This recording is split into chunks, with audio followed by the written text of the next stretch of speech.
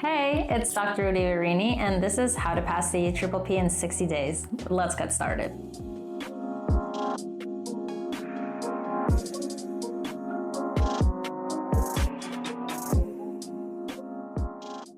Even after graduate school and years of training, before you become a licensed psychologist, you have to pass the EPPP.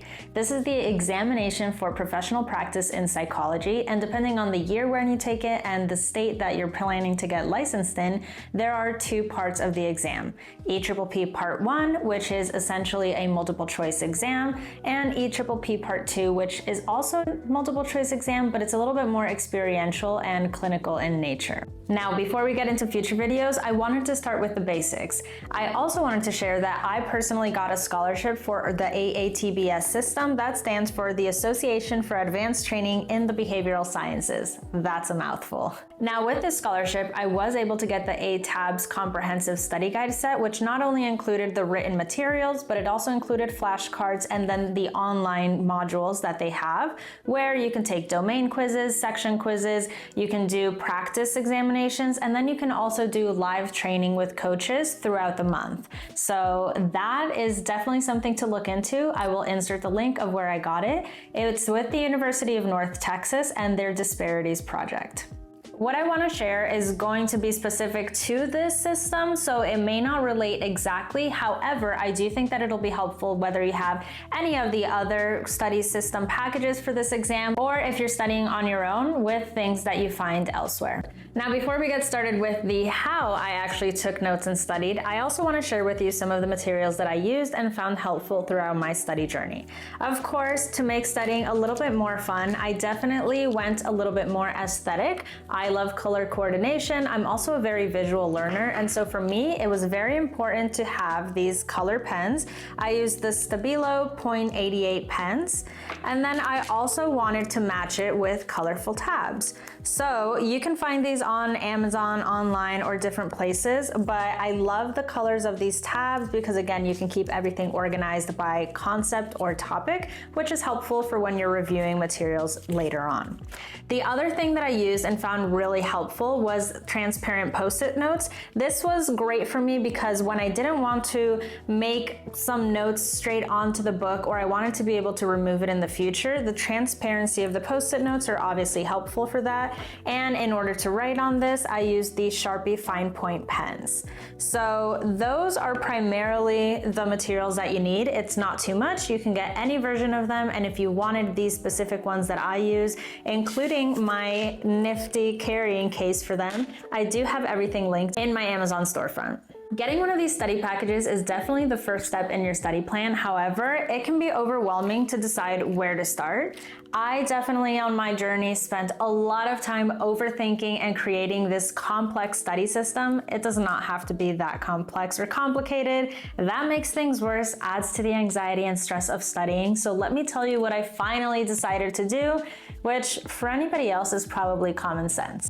For the AATBS system, the way that I went through the study materials is, first, I would go ahead and read a section of the domain that I was working on.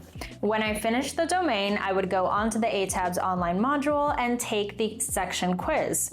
Then I would do that for the subsequent sections, and once I finish all of the sections in a domain, I would go back to AATBS online and then select the domain quiz and take that. With the study package that I got, it was 8 full practice exams. You can have 8 of them in practice mode and then the same 8 in exam mode. Practice mode allows you to go section by section or domain by domain, and they're all in order.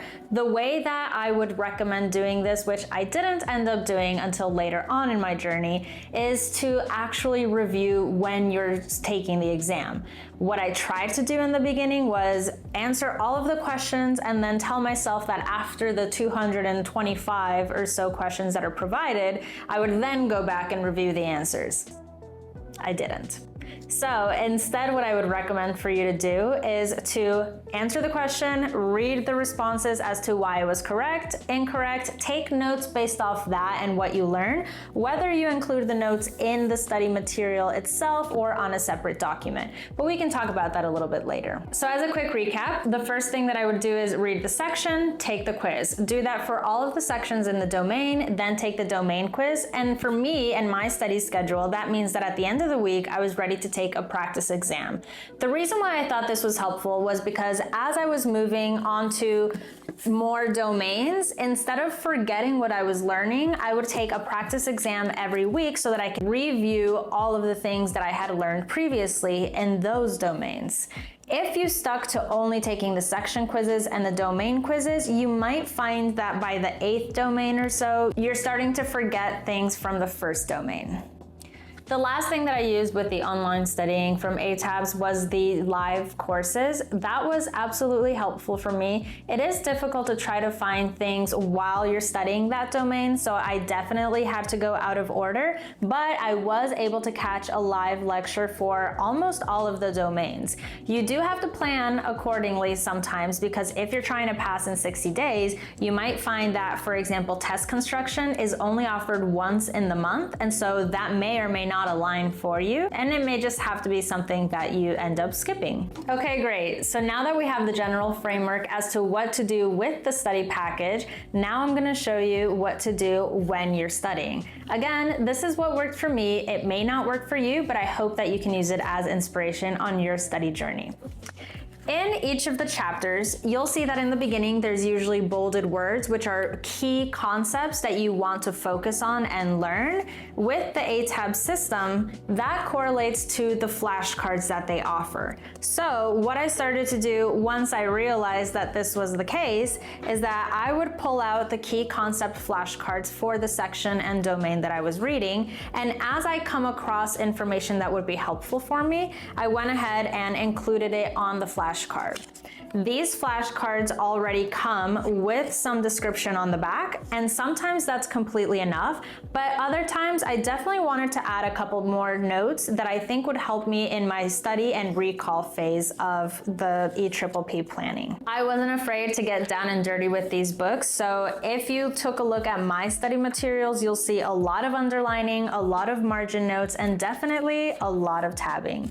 So the way that my brain works and how I like to study is that as I'm reading, I'll underline or highlight key concepts that I think are important or supporting information that would also be good to know in helping me understand the material.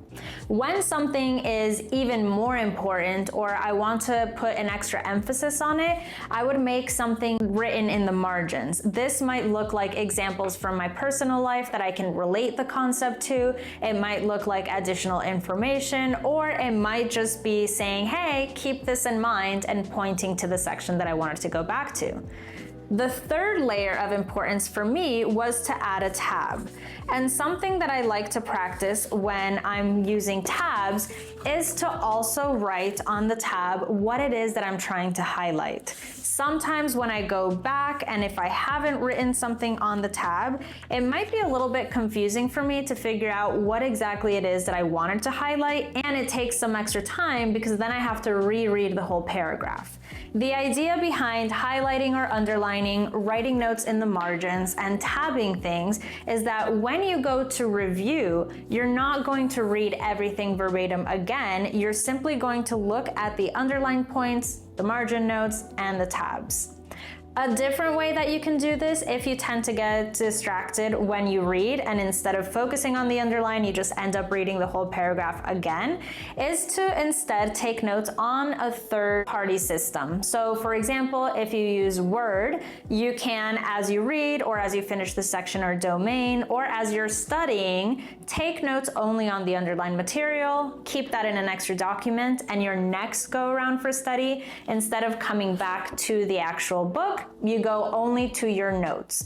So it's kind of like you're layering your studying and you start filtering. I should actually go like this, because you take all of this information, underline what's important, then take notes on it. So by the time that you're studying, you're really getting to the nitty-gritty of the concept, and you've also gone through the material several times, which for me And many people, the repetition is key in studying. Another point that I would like to make as a study tip is that when you're working with flashcards especially, you want to make sure that you're studying everything that you need to know. And by that, I mean completing the thought.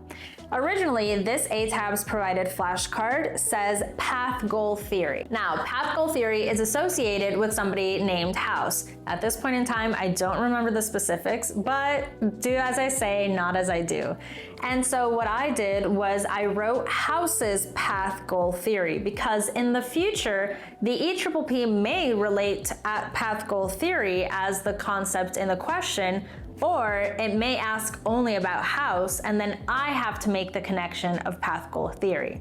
When you complete the thought on the flashcards or in your notes, you're studying the full concept. So instead of just knowing path goal theory, at the time of studying, I knew House's path goal theory. And this was very helpful with my recall.